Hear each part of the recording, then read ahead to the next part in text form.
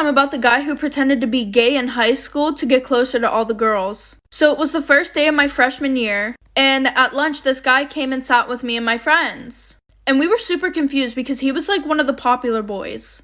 And we were like, oh, why aren't you sitting with your friends?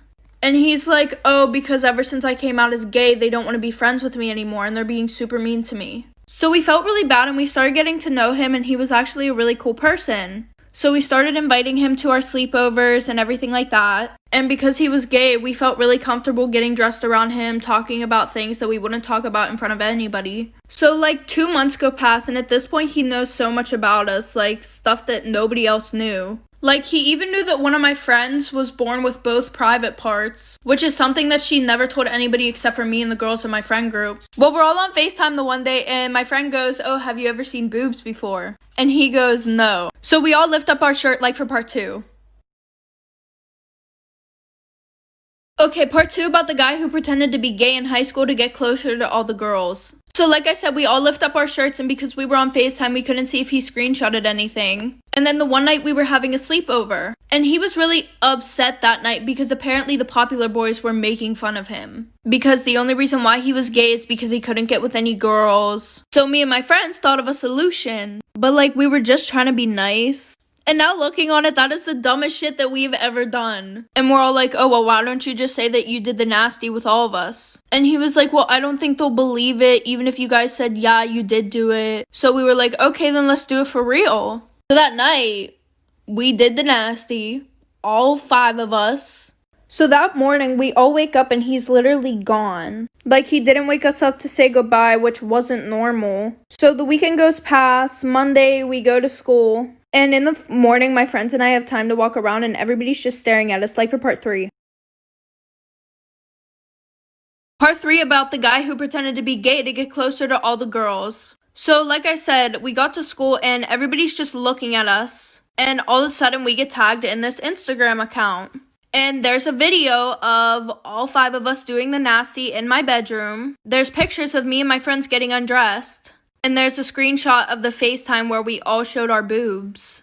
And under the post, he was exposing a bunch of shit about us. And my one best friend was literally crying so hard because everybody now knew that she was born with like both parts. And also after gym class, we would just tell him to come in the locker room, and the teacher didn't care because he was gay.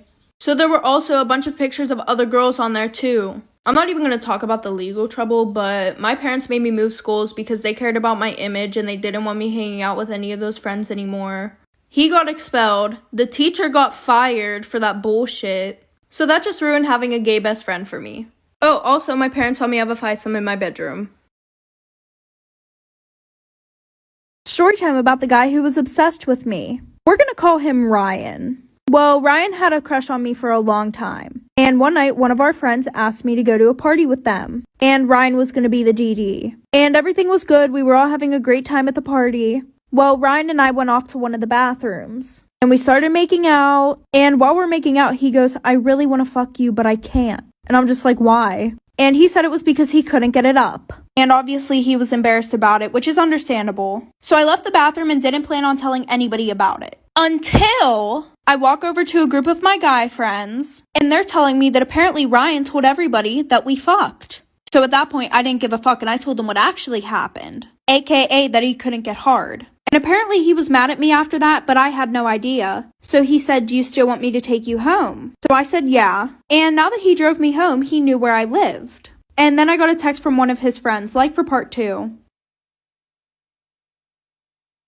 Part 2 about the guy who was obsessed with me. So like I said, as soon as I got dropped off, his friend Ella texted me. And she was like, oh, it was so wrong for you to say that he couldn't get it up and a bunch of other nonsense. And I just brushed it off and I was like, whatever. So I went to sleep, and the next morning then I woke up. So my house had like a gate to get in and there were locks on it, and all the locks were broke. And my stepdad also saw that he slashed my fucking tires. I ended up telling him everything that happened that night, and my stepdad's 32 and Ryan's 22. So they're only a 10-year difference. He basically gave me an option. He was like, either I can call the cops or I can go beat this kid's ass. I was like, okay, just call the cops. So we called the cops and they ended up catching him on the surveillance camera, like of him breaking the locks and slashing my tires and everything like that. So then they found him and arrested him. And let me get this straight. If he just wouldn't have lied about it, then it would have never came out that like he couldn't get it up. He just had to go and tell everybody that we fucked.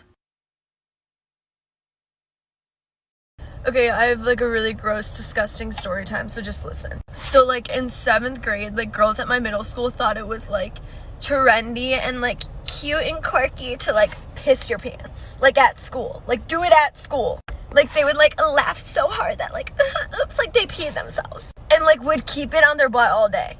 And then they would like ask for like their crush's sweatshirt to like cover up like the pee on their butt just because like they're so cute and quirky. And I remember this one girl pissed herself at a choir concert backstage in the choir room, and the whole entire choir room smelled for like a day, and there was just a puddle of pee on the seat. And she literally had to go to the bathroom and wet her whole pants so that you couldn't tell that she pissed herself. Like it got to the point where like 2 or 3 girls a day were walking around the school with pee on their butt. And like no one said anything. Like it was cute and trendy. And like even the guys jumped on it. They were like, oh my god, like she peed. Like what? Like it's just so like unbelievable, but like it literally happened and I don't know why.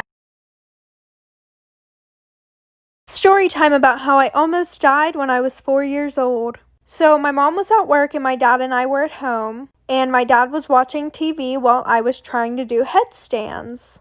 I don't know, guys. I thought I was an acrobat at the time. So anyways, I had a penny in my mouth. I know, it's super dirty, don't come at me, I was 4, I didn't know. And my dad didn't know. And every time that I would do these headstands, I would roll over onto my back. Well, I rolled over and I started choking. And my dad looks over and I'm laying on the floor literally like freaking dying. He's freaking the hell out. So he calls 911 and I got rushed to the hospital in an ambulance. And the penny was sticking straight up at the time, so nobody was really worried about getting it out right then and there. And my throat was like holding that penny in place, so no, my dad couldn't do the Heimlich or whatever the heck it's called. Well, the penny flipped. And I stopped breathing and everybody was freaking out and they had to hurry up and get it out before I died.